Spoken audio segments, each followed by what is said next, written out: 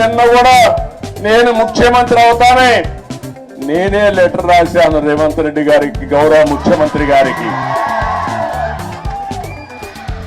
రెండు రాష్ట్రాల మధ్య కొన్ని సమస్యలు ఉన్నాయి, ఈ సమస్యల్ని పరిష్కారం చేద్దాం, నేను వచ్చి మిమ్మల్ని కలుస్తానని నేనే చొరవ తీసుకున్నాను. దానికి తెలంగాణ ముఖ్యమంత్రి సానుకూలంగా స్పందించారు. అందుకు ఈ సభ ద్వారా కూడా మనస్ఫూర్తిగా ధన్యవాదాలు తెలియజేస్తున్నారు. తెలుగు జాతి ఒకటి, అన్నదమ్ములు విడిపోతాం, విడిపోతే చిన్న చిన్న సమస్యలు వస్తాయి, భావోద్వేగాలు ఉంటాయి, కానీ అది శాశ్వతంగా ఉండకూడదు. ఎప్పుడైనా అన్నదమ్ములు విడిపోయినా బయట వాళ్ళు మన మీదకి వస్తే మన ఇద్దరం ఒకటేనని చెప్పి నిరూపిస్తామా కాదా అని మిమ్మల్ని అడుగుతున్నా. ఆ ఐకమత్యం ఇక్కడ ఉండాల్సిన అవసరం ఉంది.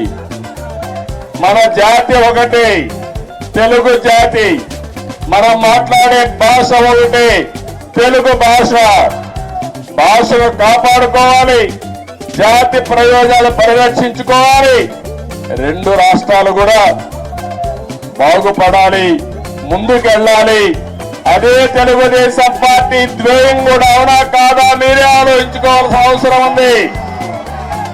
ఇంకొక పక్కన మీరు ఒకసారి చూస్తే రెండు రాష్ట్రాలు విడిపోయిన తర్వాత, అన్నాదమ్ములు విడిపోయిన తర్వాత ఎవరి కుంపటి వాళ్ళదే. కష్టపడితే సుఖపడతారు, ఎక్కువ సంపాదించుకుంటే ఆనందంగా ఉంటారు. అయితే అదే సమయంలో ఏదైనా కలిసి పనిచేస్తే ఒక న్యూ ఎనర్జీ కూడా వస్తుంది. ఇద్దరు ఐకమత్యంగా ఉంటే ఐకమత్యం చాలా బలాన్ని ఇస్తుంది. ఒకప్పుడు 42 మంది ఎంపీలు ఉండేవాళ్ళు ఆంధ్ర రాష్ట్రంలో, దగ్గర దగ్గర ఒక 18 మందో 16 మందో రాజ్యసభ మెంబర్లు ఉండేవారు. ఇప్పుడు రెండు రాష్ట్రాలు విడిపోయిన తర్వాత తగ్గిపోయినాయి. కానీ ఏ సమస్య వచ్చినా నేను ఒకటే చెప్తున్నాను, నాకు ఆంధ్రప్రదేశ్ అనే తెలంగాణని కాకుండా రెండు రాష్ట్రాల ప్రయోజనాలు, తెలుగు జాతి ప్రయోజనాలు కాపాడడానికి ముందరుంటాను. కొంతమంది ఆలోచిస్తున్నారు గొడవలు పెట్టుకుంటే సమస్యల పరిష్కారం అవుతాయని.